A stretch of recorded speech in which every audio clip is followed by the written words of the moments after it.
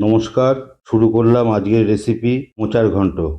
আজকে মোচা কাটা থেকে রান্না করা পুরোটাই দেখাবো, আর মোচার কষে হাত কালো হয়ে যাওয়ার থেকে কি করে বাঁচবেন সেটাও দেখাবো।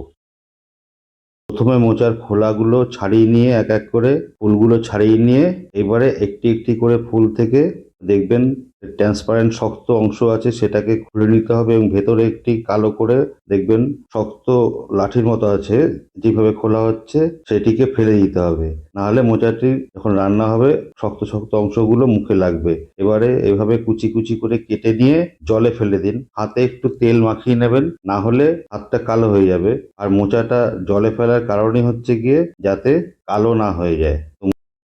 মোচার ফুলগুলো পুরো বার করে নেওয়ার পর ভেতরে যে একটা নরম সাদা অংশ থাকে সেটাকেও সুন্দর করে যেভাবে দেখানো হচ্ছে কেটে নিয়ে ধুয়ে নিয়ে ঝেড়ে তুলে রাখলাম।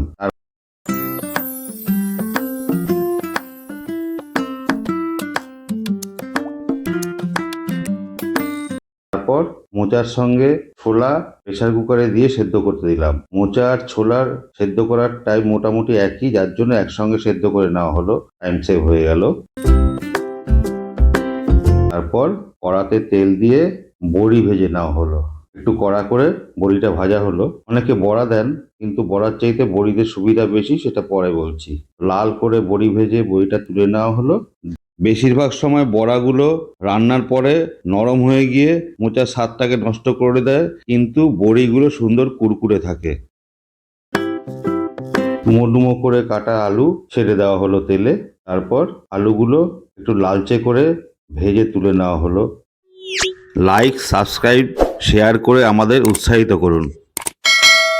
একটু লালচে করে ভাজলে কি হয়, মোচার সঙ্গে টেস্টটা ভালো হয়, এই জন্য একটু লালচে করে ভেজে নেওয়া হলো। তারপর ওই আলু ভাজা তেলেই দুটো তেজপাতা এবং জিরে ফোড়ন দেওয়া হলো। তারপর গ্রেট করে রাখা কাঁচা লঙ্কা, আদা এবং কুচি করে কাটা টমেটো দেওয়া হলো। গ্রেট করে নিলে কি হয়, কাঁচা লঙ্কা, আদা এটা সমানভাবে পুরো তরকারির মধ্যে মিশে যায়। যেটা আপনি বেটে নিলে টেস্টটা আসবে না, এইটা যেটা গ্রেট করে নিলে যে টেস্টটা আসবে। সুতরাং আমরা গ্রেট করে নেব, টমেটোগুলোকে কুচি কুচি করে কেটে নেব।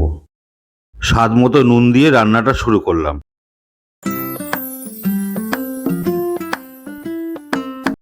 তারপর হাফ চামচ হলুদ গুঁড়ো, হাফ চামচ জিরে গুঁড়ো, হাফ চামচ ধনে গুঁড়ো দিয়ে সুন্দর করে রান্নাটা করতে হবে।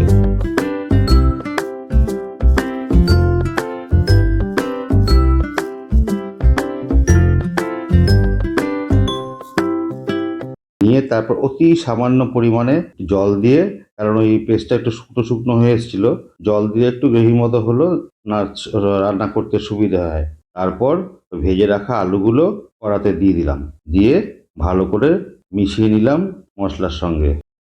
মশলাগুলো কিন্তু ভালো করে কষিয়ে নিতে হবে, তাড়াহুড়ো করলে চলবে না, তাহলে রান্নার স্বাদ নষ্ট হয়ে যাবে। তারপরে হাফ কাপ মতো জল দেওয়া হলো। হাফ কাপ জল দিয়ে এবার আবার ভালো করে নাড়াচাড়া করে নিলাম। নিয়ে তারপরে ওই মোচা আর ছোলা সেদ্ধ করে রাখা ছিল সেটা ওর মধ্যে দিয়ে দেওয়া হলো। দিয়ে তারপর সুন্দর করে সমস্ত মশলার সঙ্গে মিশিয়ে নিয়ে স্বাদ মতো চিনি দিলাম। দিয়ে তারপর আবার রান্না করতে শুরু করলাম। রান্নাগুলো একটু ধরে ধরে করতে হয়, আমরা যত তাড়াতাড়ি দেখাই তত তাড়াতাড়ি তো হয় না। যাই হোক, আপনারা ভালো রান্না করেন সবাই, আপনারাও জানেন। নমস্কার বন্ধুরা, অনেক শুভেচ্ছা সহ আপনাদের জানাচ্ছি যে আমার আরেকটি চ্যানেল আছে, তার নাম মোটিভেশনাল ভয়েস। তারপর আবার প্রয়োজন মতো একটু নুন দিয়ে দেওয়া হলো, দিয়ে মিনিট 5 মতো ঢাকা দিয়ে রাখা হলো। সেখানে সমস্ত মোটিভেশনাল ভিডিও আপলোড করা হয়। ঢাকনাটা তুলে তারপরে একটু নাড়াচাড়া করে দেখবেন, ভালো লাগবে চ্যানেলটি। একটা বড় চামচ ঘি দিলাম। ঘি দিয়ে আবার ঘিটাকে ভালো করে তরকারির সঙ্গে মিশিয়ে দিলাম। এবং ভালো লাগলে লাইক, সাবস্ক্রাইব, শেয়ার করবেন। ভালো থাকবেন। হাফ চামচ গরম মশলা ওতে দিয়ে দিলাম। দেওয়ার পরে ওই যে বড়িগুলো ভাজা করে রাখা হয়েছিল সেগুলো ক্র্যাশ করে নিয়ে দিয়ে দিলাম। দিয়ে আবার রান্না করতে শুরু করলাম। তারপরে ধনেপাতা কুচি দিয়ে দেওয়া হলো।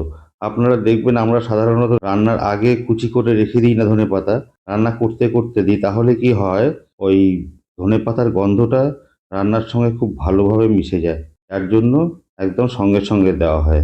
ধনেপাতা দিয়ে মিশিয়ে হয়ে গেল আমাদের রান্না মোচার ঘন্ট।